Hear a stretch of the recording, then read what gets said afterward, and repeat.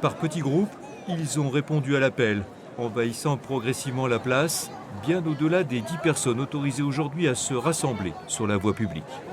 La loi républicaine autorise parfaitement ce qu'on puisse se rassembler, surtout lorsqu'il s'agit de causes majeures. C'est dangereux d'un côté, il y a peut-être des risques de deuxième vague, mais sur des sujets comme cela, il faut vraiment soutenir. Ce qui leur importe, c'est que l'économie rebouge.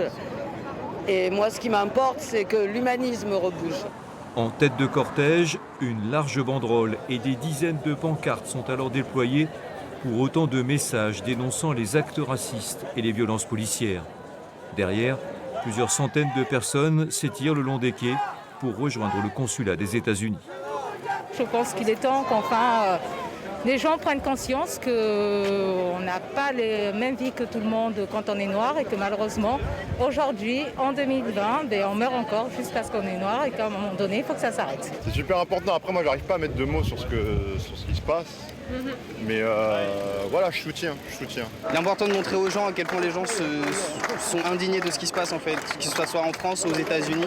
On montre notre indignation et on montre qu'on veut que les choses changent. Sans justice, pas de paix. Ils sont désormais près de 2000 regroupés devant le siège du consulat.